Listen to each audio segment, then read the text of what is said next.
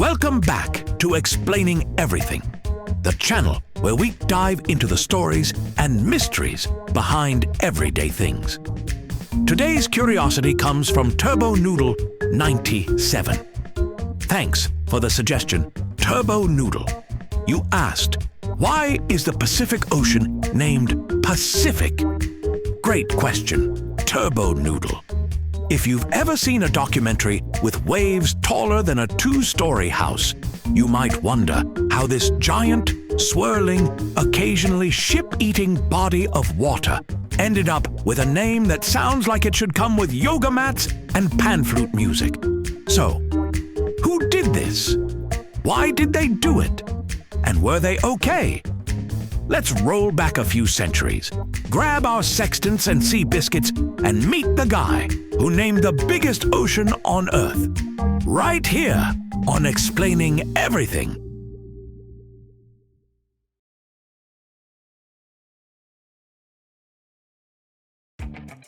Picture this. It's the early 1500s. The world is big, round-ish, and incredibly inconvenient to travel around. GPS doesn't exist. Most of the planet is blank on the map. Enter Ferdinand Magellan, Portuguese navigator, explorer, and the kind of person who looked at certain death and thought, that sounds fun.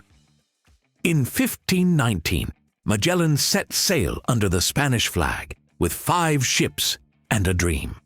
Find a westward route to the Spice Islands, also known as the original Amazon Prime warehouse for pepper, nutmeg, and cloves. Europe was spice-obsessed. Spice was basically edible gold. People were ready to sail off the edge of the world for a good curry. So off Magellan went, dodging storms, mutinies, and aggressively disappointed crewmates. After months of sketchy sailing through South American waters, he discovered a passage at the bottom of the continent, what we now call the Strait of Magellan. Modest, right? So here's the twist. After months of fighting wind, rocks, and rebellious sailors, the ocean Magellan entered was calm. Not surf's up calm. More like eerie, tranquil, where is everybody calm. He called it Mar Pacifico, literally peaceful sea, in Portuguese and Spanish. That's it. That's the reason. He was having a good day. Honestly, it's like naming your kid Chill because they didn't cry that one time. Now, let's be clear. Magellan's idea of peaceful might have been influenced by the trauma of sailing through a nightmare corridor of rocks and storms for weeks.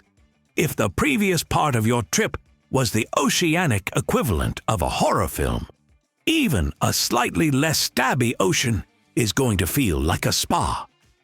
So he looked around, saw no typhoons, no angry sea monsters, no more crew yelling, "We hate you, Captain," and thought, wow, this ocean is so Pacifico. And history was like, cool, we're keeping that. This is the part where reality taps us on the shoulder and says, wait a second, the Pacific Ocean? Calm? Tell that to the thousands of sailors who've been tossed around by typhoons, tsunamis, rogue waves, and the occasional kraken. Okay, maybe not krakens. Probably. In fact, the Pacific Ocean is home to more than half of the Earth's active volcanoes. It's where earthquakes go to party. It's the most geologically dramatic ocean in the world. The only thing it's consistently peaceful about is how quietly it plots your doom. But again, Magellan saw a tiny sliver of it. He got lucky with the weather. He wasn't around for hurricane season, so he gave it the benefit of the doubt. That's like walking into a library during a toddler's nap time and deciding all children are quiet forever. Now, before we get too judgy, let's give Magellan some credit. He was the first European to cross the Pacific, and he had no idea how big it was. From his perspective, this was just the final leg of the trip. Should take a week, maybe 2, right? Nope.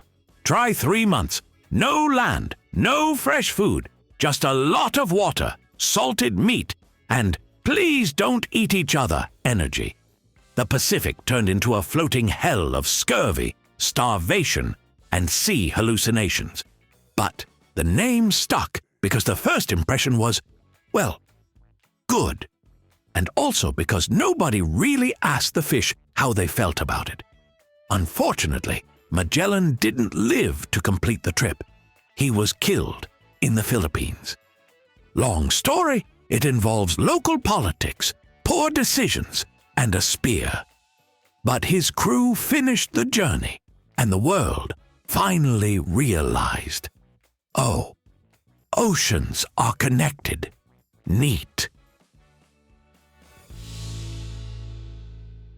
So, to recap, Ferdinand Magellan, explorer, spice enthusiast, and part-time optimist, crossed into the Pacific after a horrific journey through South America.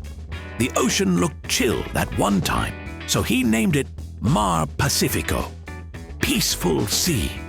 He was, for once, not being attacked by nature. That's it. That's the origin. And despite the fact that the Pacific is actually a swirling cauldron of natural chaos, the name stuck forever. Because history, like the ocean, doesn't always make sense. So next time you're staring at the beach, watching waves crash like they've got personal beef with the shoreline, remember, someone once looked at all that and thought, ah yes, so calm, so peaceful.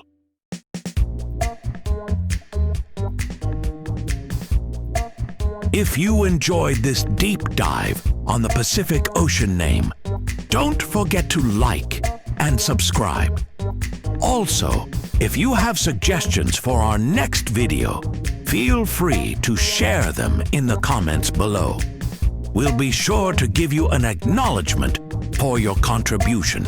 Thank you for tuning in, and join us next time here in the channel that answers all the why, what, who, where, and how questions you've always wondered about, here on Explaining Everything.